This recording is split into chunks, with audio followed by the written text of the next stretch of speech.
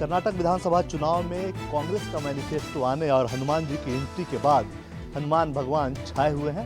आज प्रधानमंत्री ने अपने सभा की शुरुआत ही जय हनुमान से की और जय बजरंगबली जैसे शब्दों से की। बजरंगबली की जाहिर तौर पे बीजेपी के जो चुनाव प्रचार को एक स्पीड मिली है। कांग्रेस ने मैनिफेस्टो में पीएफआई समेत बजरंग दल को जो बैन करने का वादा किया, चुनाव में एक बड़ा मुद्दा जरूर कांग्रेस पार्टी ने बीजेपी को दिया है। जब प्रधानमंत्री ने कांग्रेस पे आरोप लगाया कि वो बजरंग बली का भी अपमान कर रही है, भगवान हनुमान का भी अपमान कर रही है, तब से तमाम कांग्रेस के नेता हनुमान चालीसा जेब में लेकर घूम रहे हैं। 8 तारीख तक चुनाव प्रचार है और ऐसा साफ है जिस तरह का अभी माहौल चल रहा है और चुनावी रैलियां हो रही है, सभाएं हो रही है कि हनुमान जी का मुद्दा और बजरंग दल का मुद्दा चुनाव के आखिरी दिन तक कर्नाटक की राजनीति पे हावी रहने वाला है।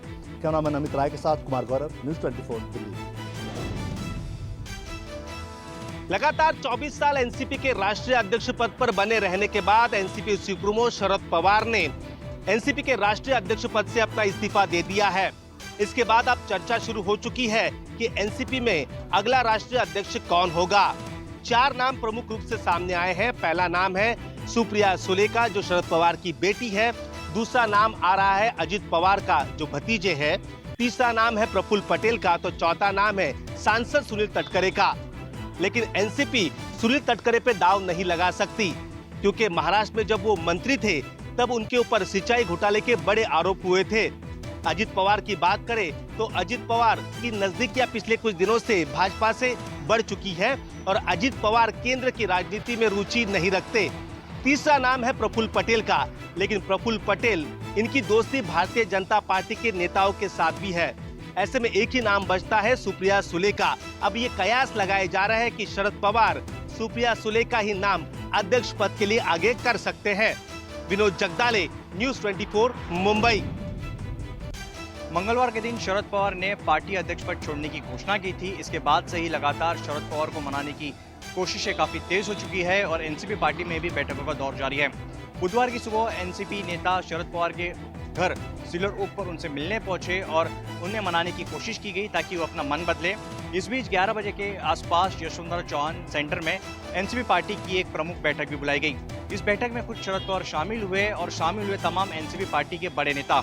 इस बैठक में अजित पवार, सुप्रिया सुले, एकनाथ खड़से, छगन भुजबल जैसे नेता तो शामिल थे। साथ ही साथ वो नेता भी शामिल थे जो उस कमेटी का हिस्सा है जिसका गठन शरद पवार ने किया है अगला अध्यक्ष पद चुनने के लिए। हालांकि ये बैठक की गई थी इस बात की चर्चा करने के लिए कि पार्टी का अगला अध्यक्ष कौन होगा, लेकिन ये बैठक बेनतीजा रही। इस बैठक में शामिल हुए तमाम नेताओं ने शरद पवार से अनुरोध किया कि वो अपना मन बदले और इसके पीछे तर्क दिया गया कि यदि इस वक्त पार्टी अध्यक्ष पद छोड़ते हैं तो इसका नतीजा चुनाव परिणाम में देखने को मिल सकता है, क्योंकि 2024 में 2 इलेक्शन होने हैं, लोकसभा के साथ साथ विधानसभा इलेक्शन भी होना है और ऐसे में पार्टी अध्यक्ष पद छोड़ना कार्यकर्ताओं में एक नेगेटिव इमेज जाएगी। देखना होगा कि शरद पवार रिटर्न होते हैं या फिर retire. Camera person Sanjay Yadav के साथ अंकुश जायसवाल, न्यूज़ 24 मुंबई। शरद पवार के अध्यक्ष पद से इस्तीफे के बाद सबसे बड़ा सवाल ये है कि क्या महाराष्ट्र में महाविकास आघाड़ी का गठबंधन जारी रहेगा? क्या शरद पवार अब भी विपक्षी एकता को मजबूत करने की कोशिश करते रहेंगे? महाराष्ट्र कांग्रेस अध्यक्ष नाना पटोले ने कहा है कि ये एनसीपी का अंदरूनी मामला है और उन्हें नहीं लगता है कि महाविकास आघाड़ी गठबंधन पर इसका कोई असर पड़ेगा। और शरद पवार एक विचारधारा को लेकर चलते हैं, वो साहू फूले की विचारधारा को लेकर चलते हैं और उन्हें नहीं लगता है कि वो इस विचारधारा से समझौता करेंगे। वहीं संजय राउत ने भी कहा है कि शरद पवार अभी भी विपक्षी एकता का मार्गदर्शन करते रहेंगे और कहीं न कहीं उन्होंने ये भी इशारा किया है कि महाराष्ट्र में महाविकास आघाड़ी का जो गठबंधन है वो अभी भी पूरी तरह से मजबूत है। इस महाविकास आघाड़ी गठबंधन का जो गठन है उसमें शरद पवार ने महत्वपूर्ण भूमिका निभाई। उन्होंने इस गठबंधन के तहत महाराष्ट्र में सरकार भी बनाई और 2 सालों से ज्यादा सफलतापूर्वक सरकार भी चली थी। संजय के साथ इंद्रजीत सिंह, न्यूज़ 24 मुंबई। उत्तर प्रदेश नगर निकाय चुनाव के पहले चरण का मतदान कल होना है। ये चरण भारतीय जनता पार्टी के लिए बेहद महत्वपूर्ण है, क्योंकि पिछली बार पहले चरण की सभी 10 मेयर की सीटें भारतीय जनता पार्टी ने जीत ली थी। उत्तर प्रदेश नगर निकाय चुनाव के पहले चरण का मतदान 37 जिलों में कल सुबह 6 बजे से शुरू होगा। इसमें चुनाव में नगर पालिका परिषद और नगर पंचायत के अलावा 10 नगर निगमों के मेयर भी चुने जाएंगे। पिछली बार इन सभी 10 सीटों पर भारतीय जनता पार्टी का कब्जा था और समाजवादी पार्टी, कांग्रेस और बीएसपी अपना खाता तक नहीं खोल पाई थी।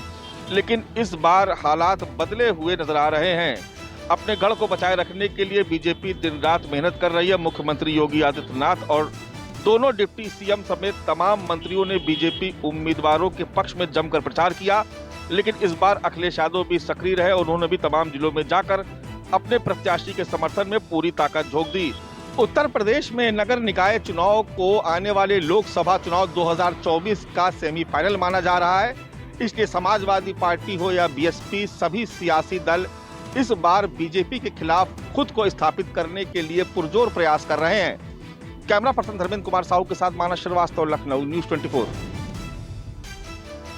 अगले हफ्ते आज ही के दिन कर्नाटक में विधानसभा चुनाव के लिए मतदान होना है। उससे पहले कर्नाटक का चुनावी तापमान बहुत बढ़ गया। वैसे तो बेंगलोर बहुत अच्छे मौसम के लिए जाना जाता है, लेकिन चुनावी गर्मी खूब बढ़ गई है। प्रधानमंत्री नरेंद्र मोदी ने कांग्रेस के घोषणा पत्र में बजरंग दल पर बैन लगाने की बात को लगातार 2 दिनों से बजरंग बली से जोड़ दिया है। आज उन्होंने पहली रैली में ही शुरुआत जय बजरंग बली के नारे से की। मतलब साफ है, चुनाव से पहले सारी पार्टियां विकास की बात कर रही थी। जब चुनाव नजदीक आया तो सबने अपने घोषणा पत्र में फ्री की रेवड़ियां बांटने का ऐलान किया, और जब चुनाव सिर पर आ गया तो बजरंग बली जय श्री राम चुनावी मैदान में आ गए। भारतीय जनता पार्टी ने कांग्रेस पार्टी को बजरंग दल पर बैन को लेकर चारों तरफ से चौतरफा हमले शुरू कर दिए। दूसरी तरफ कांग्रेस पार्टी का यह कहना है कि बजरंग बली को बजरंग दल से जोड़कर प्रधानमंत्री और भारतीय जनता पार्टी ने बजरंग बली के भक्तों का अपमान किया है,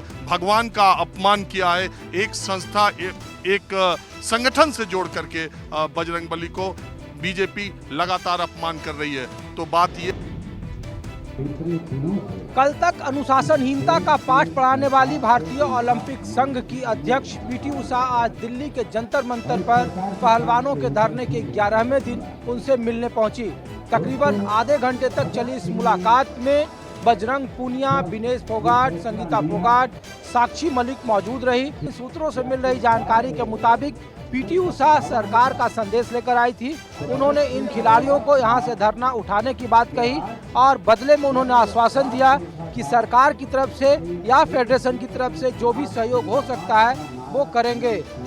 माना जा रहा है कि भारतीय ओलंपिक संघ की अध्यक्ष पीटी उषा के दिल्ली के जंतर मंतर पहुंचने के बाद धरने के 11वें दिन अब सरकार और खिलाड़ियों के बीच बातचीत का रास्ता खुला है। लेकिन सवाल वही है कि क्या यौन शोषण के आरोपी कैसरगंज से बीजेपी के लोकसभा सांसद और कुश्ती संघ के अध्यक्ष ब्रजभूषण शरण सिंह की गिरफ्तारी होगी? आखिर उनसे पूछताछ का सिलसिला कब शुरू होगा? कैमरामैन रफीक के साथ ऋषिकेश कुमार, न्यूज़ 24, दिल्ली जंतर मंतर। पश्चिम बंगाल में हिंसा की गतिविधियां रुकने का नाम ही नहीं ले रहा है। लगातार आए दिन बीजेपी के कार्यकर्ताओं की हत्या किया जा रहा है। पूर्व मेदिनीपुर के मैना विधानसभा अंतर्गत बीजेपी कार्यकर्ता की हत्या कर दिया गया है।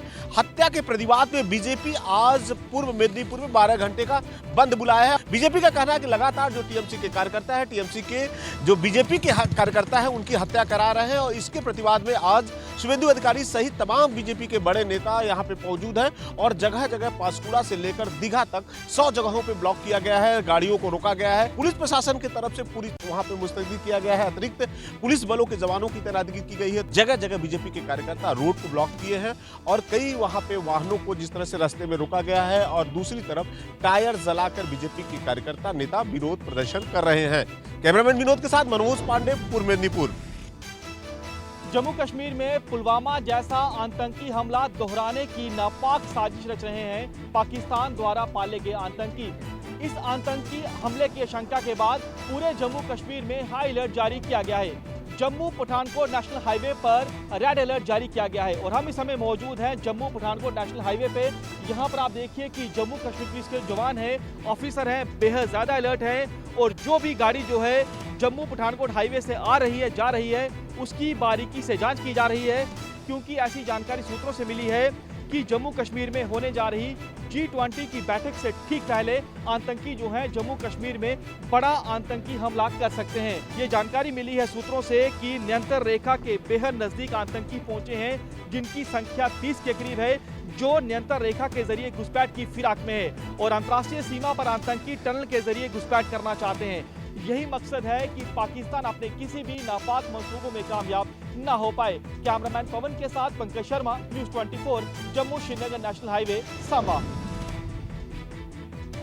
उत्तरी कश्मीर में नियंत्रण रेखा के पास मत्सिल सेक्टर में कुपवारा के अंदर फोर्सेस को सूचना मिल रही थी कि इस इलाके में कुछ संदिग्ध लोगों को देखा गया है और कल से फोर्सेस को जैसे ही ये सूचना मिलनी शुरू हुई तो इस पर तुरंत कार्रवाई करते हुए जम्मू कश्मीर पुलिस और सेना ने एक ज्वाइंट टीम बनाई और इस पूरे मत्सिल सेक्टर के पिचड़ इलाके में बड़े स्तर पर तलाशी अभियान शुरू किया, जहां पर संदिग्धों को देखा गया था और उसके बाद तलाशी अभियान के दौरान सुबह काफी सवेरे यहां छुपे बैठे मिलिटेंटों और फोर्सेस का आमना सामना हुआ। मिलिटेंटों ने फोर्सेस की टीम को देखते हुए ही उन पर अंधाधुंध गोलीबारी शुरू कर दी और जम्मू कश्मीर पुलिस व सेना की ज्वाइंट टीम ने जवाबी कार्रवाई करते हुए 2 मिलिटेंटों को यहां पर मुठभेड़ के दौरान मार गिराया। फिलहाल बड़े स्तर पर फोर्सेस का तलाशी अभियान इस इलाके में अभी भी जारी है। कैमरामैन मुजफ्फर रशीद के साथ आसिफ श्रीनगर, न्यूज़ 24। ईस्टर्न इलाके में भारतीय वायुसेना 2 बड़ा युद्धाभ्यास करके चीन को कड़ा संदेश दिया है। जी हाँ, ठीक इसी तरह पाकिस्तान से सटे इलाकों में भारतीय वायुसेना भी एक बड़ा युद्धाभ्यास करने जा रही है। जानकारी के मुताबिक भारतीय वायुसेना 6 मई को जम्मू कश्मीर में LOC के पास बड़े पैमाने पर युद्धाभ्यास करने जा रही है। जम्मू कश्मीर के अलावा पंजाब और हिमाचल प्रदेश के इलाके में भी वायुसेना का यह युद्धाभ्यास होगा। इस अभ्यास के दौरान वायुसेना अपने सभी तरह के फाइटर विमान, ऑक्सास और मिसाइल के जरिए युद्ध क्षमता का प्रदर्शन करने वाली है। आपको बता दें कि जिन इलाकों में वायुसेना का युद्धाभ्यास होने जा रहा है ये सभी पाकिस्तान से सटे हुए हैं। वायुसेना सूत्रों के मुताबिक जम्मू कश्मीर, पंजाब और हिमाचल में होने जा रहे भारतीय वायुसेना के अभ्यास के दौरान इन राज्यों और देश के अलग अलग हिस्सों से वायुसेना के तमाम विमान उड़ान भरेंगे। समय समय पर इस तरह का युद्धाभ्यास भारतीय वायुसेना ने अंतर्राष्ट्रीय सीमा के पास करने का मन बनाया है और वो लगातार कर भी रही है। कैमरा पर्सन अजय के साथ पवन मिश्रा, न्यूज़ 24, दिल्ली। फंड की भारी कमी के चलते वाडिया ग्रुप समूह की गो फ्लाइट एयरलाइन ने अगले 3 दिनों के लिए अपनी तमाम उड़ानों को रद्द कर दिया है। एयरलाइन ने एक बयान में कहा है कि एयरलाइन के बेड़े का केवल 50% ही परिचालन में है, क्योंकि उसे अमेरिकी फर्म प्रैट एंड विटनी से अतिरिक्त इंजन नहीं मिल रहा है। इस घोषणा के बाद DGCA ने सभी निर्धारित उड़ानें रद्द करने से पहले सूचित नहीं करने के लिए गो फर्स्ट को नोटिस भेजा है और 24 घंटे के अंदर जवाब मांगा है। गो फ्लाइट की 3 दिनों तक फ्लाइट्स रद्द होने की वजह से दिल्ली एयरपोर्ट पे भी यात्रियों को परेशानियों का सामना करना पड़ा। जिन यात्रियों ने सस्ती दरों में टिकट खरीदी थी उन्हें अगले उड़ानों के लिए दूसरी एयरलाइंस का सहारा लेना पड़ा, जिसके लिए उन्हें तमाम जो पैसे हैं वो चुकाने पड़े, जिसकी वजह से उनका गुस्सा भी एयरपोर्ट पर गो फ्लाइट के टिकटिंग ऑफिस में फूटा। हालांकि सरकार ने इस पूरे मामले पर ये भी कहा है कि वो गो फर्स्ट की पूरी तरीके से हर संभव मदद करेगी और गो फर्स्ट ने कहा है कि अगर उसे मदद मिलती है तो वो अगस्त से सितंबर 2023 में दोबारा से अपनी उड़ानों को शुरू कर सकता है। कैमरामैन संजय राहुल के साथ दिव्या अग्रवाल, दिल्ली, न्यूज़ 24। राज्य सरकार ने बिहार में 1,78,000 शिक्षकों की नियुक्ति का फैसला लिया है। नीतीश कैबिनेट ने इस पर अपनी मुहर भी लगा दी है। इसी महीने शिक्षकों की नियुक्ति की प्रक्रिया भी शुरू हो जाएगी। शिक्षक बहाली की नई नियमावली के मुताबिक अब TET, STET पास अभ्यर्थियों को BPSC द्वारा आयोजित परीक्षा को पास करना होगा। शिक्षक संगठनों और अभ्यर्थियों के लाख विरोध के बावजूद बिहार सरकार ने इस पर कोई ध्यान नहीं दिया है। अब BPSC जल्द ही शिक्षकों की बहाली प्रक्रिया शुरू कर देगा। हालांकि शिक्षक संघ ने इसे शिक्षकों के साथ छलावा बताया है और सरकार के फैसले का विरोध जताने का ऐलान भी कर दिया है। बिहार में जब महागठबंधन की सरकार बनी थी तब तेजस्वी यादव ने कहा था कि 10 लाख युवाओं को नौकरी देंगे, जिसे बढ़ाकर मुख्यमंत्री नीतीश कुमार ने कहा था कि 20 लाख युवाओं को नौकरी और रोजगार मिलेगी। अब इस कदम में सरकार की सकारात्मक पहल जो है वह दिखनी शुरू हो चुकी है। कैमरामैन ऋषि के साथ सौरभ कुमार, पटना, न्यूज़ 24। नरोड़ा गांव नरसंहार मामले में किसी को भी जिंदा नहीं जलाया गया था। ये अवलोकन है विशेष अदालत का, जिसने अपने फैसले में तमाम आरोपियों को निर्दोष करार देते हुए बरी कर दिया। नरोड़ा गांव दंगा मामले में एसआईटी की जांच में भी कई कमियां थी। अदालत के मुताबिक एक तरफा जांच की गई। 20 अप्रैल को नरोड़ा गांव नरसंहार मामले में सभी 67 आरोपियों को निर्दोष करार देते हुए विशेष अदालत ने बरी कर दिया, जिसके बाद फैसले को लेकर काफी चर्चा हुई। गौरतलब है कि गोधरा में साबरमती सेल हादसे के बाद 2002 में गुजरात भर में दंगे हुए थे, जिसमें से नरोड़ा गांव के दंगों में 11 लोगों को जिंदा जला देने की बात कही गई थी, जिसमें कुल 86 आरोपी बनाए गए थे, जिनमें से 18 की ट्रायल के दौरान मौत हो गई। और अब जबकि पूरा फैसला सामने आया है, उसके अवलोकन से पता चलता है कि किस तरह से एसआईटी की जांच में बहुत ज्यादा कमियां थी। कैमरामैन प्रभात के साथ भूपेंद्र सिंह, अहमदाबाद, न्यूज़ 24। दिल्ली पुलिस ने भले ही बहुत सारे गैंगस्टर्स को सलाखों के पीछे पहुंचा दिया हो, लेकिन अभी भी कई गैंगस्टर्स ऐसे हैं जो देश की सरहदों से पार निकल गए हैं और लगातार दिल्ली पुलिस को चैलेंज कर रहे हैं। इसी कड़ी में एक गैंगस्टर है कपिल सांगवान, जो इस वक्त लंदन में बैठा हुआ है और वहां से लगातार वो दिल्ली में वारदातों को अंजाम दे रहा है। हाल ही में कपिल सांगवान के गैंग ने दिल्ली के बिंदापुर में एक किसान नेता की हत्या करवाई थी, जिसके बाद पुलिस ने अब उसके नेक्सस को तोड़ने के लिए बड़े पैमाने पर कार्रवाई शुरू की। और आज सुबह करीब 4:30 बजे के आसपास दिल्ली पुलिस की 21 टीमें, द्वारका डिस्ट्रिक्ट की 21 टीमें, जिसमें करीब 300 पुलिसकर्मी शामिल थे, उन्होंने ना सिर्फ दिल्ली बल्कि हरियाणा में भी जो इसके एसोसिएट्स थे, जो इसके सगे संबंधी थे, उन पर बड़े पैमाने पर रेड्स की। और इस रेड्स में बड़ी रिकवरी भी पुलिस को हुई, यहाँ तक कि bullet proof Fortuner car recover की गई है। 20 लाख रुपए नकद रिकवर किए गए हैं। गैंगस्टर जो है वो उनकी लगातार गैंग वॉर जारी रहेगी और आने वाले दिनों में हो सकता है कि इसमें और भी चीज़ें देखने को मिलें। कैमरा संसाइल के साथ में कौशिक, न्यूज़ 24 दिल्ली। उमेश पाल की हत्या 21 फरवरी को ही की जानी थी। एक नया सीसीटीवी फुटेज सामने आया है, जिसमें उमेश पाल दिख रहा है फॉर्च्यूनर कार में अपने घर के पास में। लेकिन जैसे ही उमेश पाल की फॉर्च्यूनर कार और 2 उसके पुलिस कांस्टेबल उसके साथ उतरते हैं, उसी दौरान क्रेटा कार भी उमेश पाल का पीछा करती रहती है। लेकिन उस दौरान पुलिस की एक पीसीआर वैन उनके पीछे से जाती हुई नजर आती है। उसके बाद शूटरों की तरफ से प्लान को कैंसिल कर दिया जाता है और उसके बाद 3 दिनों के बाद उमेश पाल को मौत के घाट उसी जगह पर उतार दिया जाता है। यह सीसीटीवी फुटेज दर्शाता है कि उमेश पाल की हत्या की साजिश कई बार रची गई थी, लेकिन जब प्लान 21 तारीख का फेल हुआ तो 24 तारीख को खुद असद ने कमान संभाली और बाहर निकलकर उमेश पाल को मौत के घाट उतार दिया। कैमरामैन कालीकांत झा के साथ दीपक दुबे, न्यूज़ 24 प्रयागराज। केंद्रीय जल शक्ति मंत्रालय के अधीन काम करने वाली कंपनी वेबकॉस के पूर्व सीएमडी और उसके बेटे को सीबीआई ने गिरफ्तार कर लिया है। कल से उनके ठिकानों पे सीबीआई की छापेमारी चल रही थी। कल 20 करोड़ रुपए मिले थे और आज टोटल रकम जो गिनी हुई है, जो बरामद की गई है, उसकी जो कीमत है 38 करोड़ के आसपास बताई जा रही है।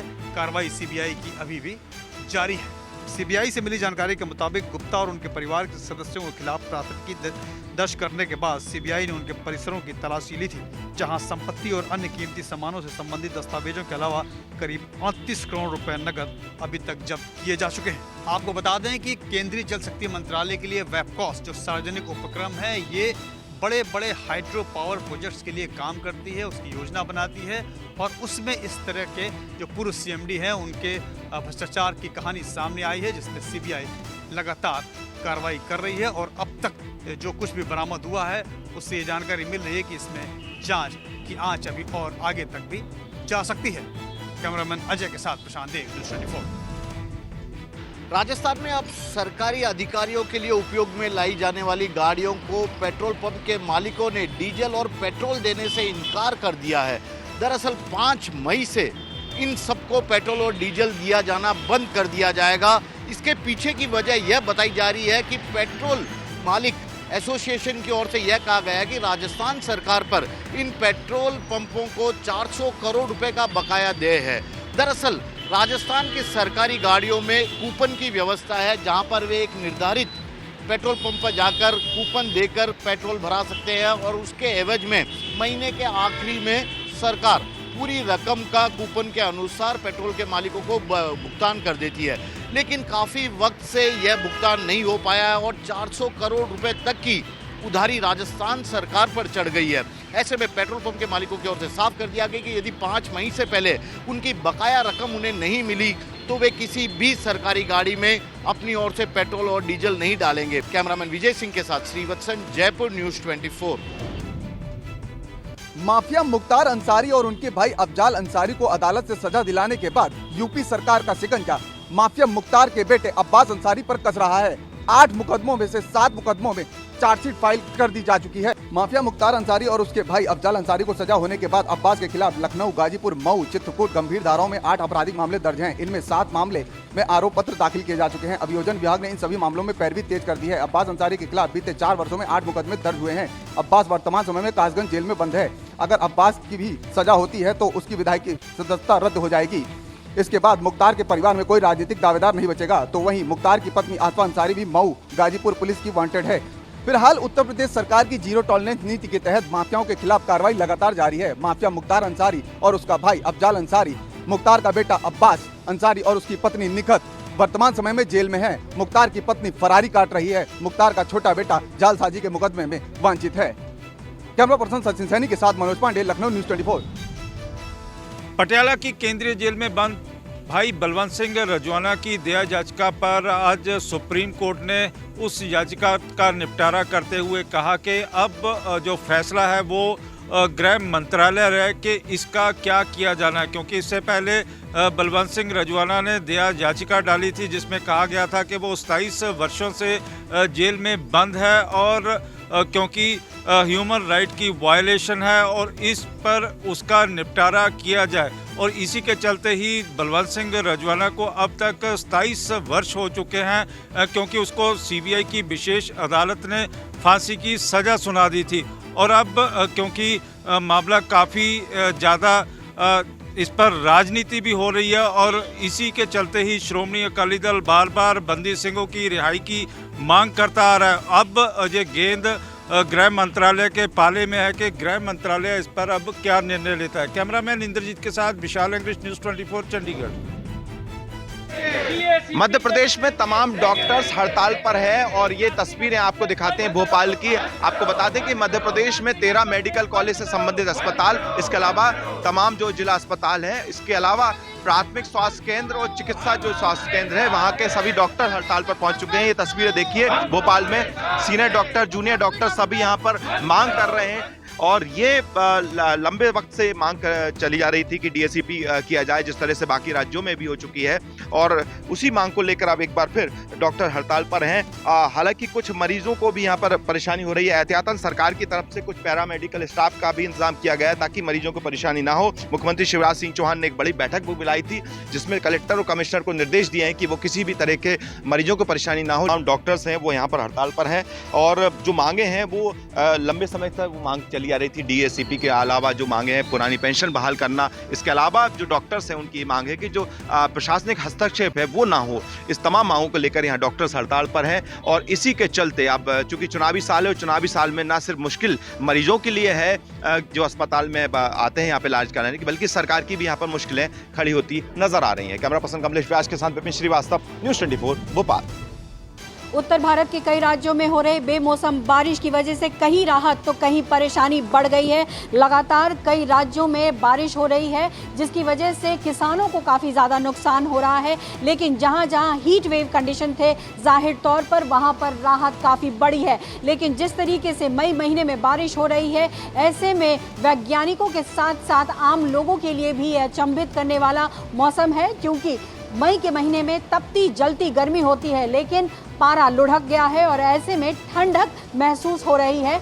जाहिर तौर पर मौसम विभाग के वैज्ञानिकों का कहना है कि फिलहाल जो है वेस्टर्न डिस्टर्बेंस यानी पश्चिमी विक्षोभ की वजह से इस तरीके का परिवर्तन दिखाई पड़ रहा है, लेकिन कहीं न कहीं क्लाइमेट चेंज एक बड़ा कारण है जिसकी वजह से लगातार मौसम में परिवर्तन दिखाई पड़ रहा है। और साथ ही साथ जो अनाज है उनकी कटाई होती है, लेकिन काफ़ी नुकसान हुआ है बारिश होने की वजह से और इसका नुकसान जो है किसानों को भुगतना पड़ रहा है और आने वाले समय में आम लोगों को भी भुगतना पड़ेगा, क्योंकि जैसे ही नुकसान किसानों का होता है उसका खामियाजा आम आदमी पर ही आकर महंगाई के तौर पर दिखाई पड़ता है। कैमरा पर्सन दीपक दुबे के साथ पल्लवी झा, दिल्ली न्यूज़ 24। 3 दिन पहले पटना के इसी बेली रोड में दिन दहाड़े एक कार सवार युवक को गोलियों से भून डाला गया था। इस मामले की जांच के बाद जब नतीजे सामने आए तो पुलिस भी चौंक गई। दरअसल इस पूरी वारदात को पटना की लेडी डॉन ममता उर्फ भाभी जी ने अंजाम दिलवाया था और जिस वक्त गोलीबारी की जा रही थी उस वक्त भाभी जी दूसरे गाड़ी में बैठकर पूरी वारदात को अपनी आंखों से देख रही थी। इस मामले के अनुसंधान के दौरान भाभी जी और उनके साथ 3 सहयोगियों को गिरफ्तार कर लिया गया है। हालांकि इस मामले में घटना में शामिल शूटर अभी पुलिस की गिरफ्त में नहीं आए हैं, लेकिन ममता और भाभी जी की पुलिस की गिरफ्त में आने के बाद जो खुलासे हुए हैं वो बेहद चौंकाने वाले हैं। दरअसल भाभी जी पटना में चलने वाले ड्रग्स सिंडिकेट की जो सिंडिकेट चलता था उसकी लेडी डॉन हैं और उन्हीं के इशारे पर पूरे इलाके में ड्रग्स की सप्लाई होती थी। फिलहाल पुलिस भाभी जी को रिमांड पर लेकर पूछताछ करने की तैयारी में लगी हुई है। कैमरामैन सनी के साथ अमिताभ ओझा, पटना न्यूज़ 24। भारत ने सूडान की राजधानी खार्तूम से अपना दूतावास शिफ्ट कर लिया है और ये ऐसा इसलिए हुआ है क्योंकि सूडान में गृह युद्ध छिड़ा हुआ है, हालात खराब होते जा रहे हैं और साथ ही भारत की तरफ से ऑपरेशन कावेरी भी लगातार जारी है। गृह युद्ध छिड़े 1 हफ्ते से ज्यादा हो चुका है सूडान में और भारत की सूडान के ताजा हालातों पर पैनी नजर है। वहीं सूडान में मौजूदा सुरक्षा हालात को देखते हुए भारत ने अपने दूतावास को राजधानी खार्तूम से हटाकर पोर्ट ऑफ सूडान में शिफ्ट करने का फैसला किया है। पोर्ट ऑफ सूडान वो शहर है जहाँ से भारतीयों को निकालने के लिए ऑपरेशन कावेरी भी चलाया जा रहा है और इस कड़ी में भारत अब तक ऑपरेशन कावेरी के तहत लगभग 3000 लोग स्वदेश वापस ला चुका है। वहीं भारत के विदेश मंत्रालय ने सूडान में भारतीय दूतावास से संपर्क साधने के लिए कई ईमेल आईडी और नंबर भी जारी किए हैं। साथ ही आपको ये भी बता दें कि अभी भी युद्ध स्तर पर वहां पर ऑपरेशन कावेरी को अंजाम दिया जा रहा है और भारत सरकार तब तक पीछे नहीं हटेगी जब तक सभी भारतीयों को वहां से सुरक्षित नहीं निकाला जाता।